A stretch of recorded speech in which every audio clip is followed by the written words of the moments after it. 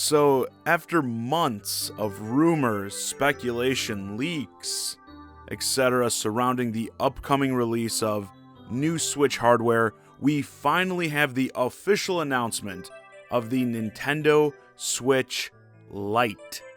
It will retail for $200 here in the States and is set to release on September 20th. Let's just talk about some of the features for a moment to start off. Obviously, the system is smaller. The screen size specifically is down to about 5.5 inches, and it is still 720p. It has built-in controllers. While it does have Joy-Con support, like you can still sync the Joy-Cons for multiplayer games or titles like 1-2 Switch that require motion, you can't actually remove the controllers like the standard Switch or attach other ones, which many of us expected. There's no HD rumble, and this thing does, in terms of controllers, support a nice D-pad on the left side rather than those directional buttons we currently have. I really hope that means we're going to get Joy-Con versions of that sometime in the future, even though I think Nintendo did say they have no plans currently on that. The fact that these only come with the D-pad option makes me feel that Nintendo kind of sees that that's something people want. And while not as much of a feature, we got colors. That's something I've been asking for a long time with the standard Switch, is when are we going to get something where the tablet itself isn't just that boring black. Yeah, maybe you get like a decal on it here and there, but yeah, I've been wanting to see some more color with the Switch, and here you go. The Switch Lite is going to launch with several different color options, which is nice. And then there's something that I'm sure no one will have a problem with. The system only supports games that are playable in handheld mode, which is most games, but that's because the system is handheld mode only. There will be no official way to connect it to your TV. Yeah, I'm sure that's not going to be a point of contention at all. Now let's move into the target audience for this thing and how it delivers. First, the people who were just looking for a cheaper Switch option. I think $200 for this is a solid price point. I would have liked to see a game bundled in there still. Even if it was something older, I'm not saying you needed to have, $200 for the system in like Mario Maker or Pokemon or something like that, but Tropical Freeze or something like that would have been fantastic. I just feel like that's always a great way to further entice those looking for the discount option. Like the families I've talked about in the past, people with kids are going to be all over these things, as it's something where you could get multiple systems, one for each kid, without breaking the bank. I mean, 2 of these equals the cost of one of some of the modern systems. Less even if we're talking about something like the Xbox One X, so you can avoid having your kids kill each other over sharing the same system, again without too hefty of a price tag. But yeah, I also think it goes a long way just to have something for these people to play out of the box. Again, when we're talking about mom and dad, it's always great to be able to just pull one thing off the shelf, right? The system, and have it bundled with a game, and then hand that to your kid, and at least they can start playing. Would have been nice, but yeah, not absolutely necessary. And while kids, I think, may be more okay with not being able to hook the system up to a TV, I think not having that ability to dock the system is going to be a turnoff for your more core players.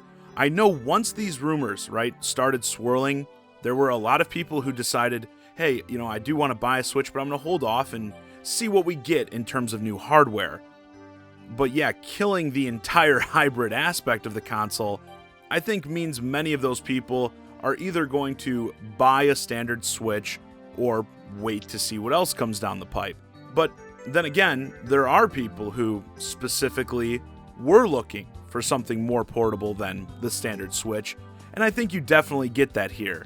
While it's certainly not as small as many of Nintendo's past handhelds, I think this is something people will be more comfortable carrying around with them, and that I know that has been a big complaint by many people about this current Switch. And I know there are many people who own the current one that don't use the dock at all, and don't have any intention to ever use it.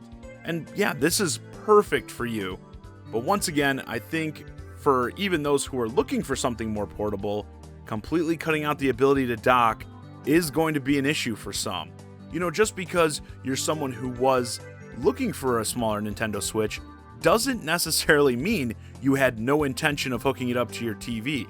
And if you are someone in that kind of camp, you wanted a more portable Switch and the ability to dock, and maybe this is intentional, Nintendo is probably hoping you'll just buy this in addition to your standard Switch that hopefully you already have. Because myself, I could see this as a possibility. I definitely don't think it's going to be everyone. Like when it comes to your shorter daily routine type trips like riding a bus or a train, I would much rather carry the Switch Lite on me than my standard Switch, and I could see potential in having both. Like I would still probably bring my standard Switch like on vacations and stuff like that because, I do want to be able to hook it up to the TV and all that stuff. But if you do want people to do that, have the Switch Lite as a secondary Switch of sorts, that also means all the data and profile transfers would need to be seamless. I've never tried to ping pong between like any of the current Switches, so I don't know what that's like now, transferring your profile back and forth or like downloading cloud saves to multiple systems. But if, again, they wanted people to do that, to sort of use both of these Switches side by side, you'd have to be able to put down your current Switch and just pick up the Switch Lite and go out the door without any hassle. Again, probably that's not the biggest market of people out there, but I do think there are some enthusiasts that would go for that. And then there's obviously the crowd that is the most disappointed by this news. Those who were anticipating an upgrade, a Switch Pro of sorts. I have full confidence that we will be getting something in that arena in the near future. Maybe not as soon as we'd hoped with the way this announcement played out, but I have total faith that that's on the way too.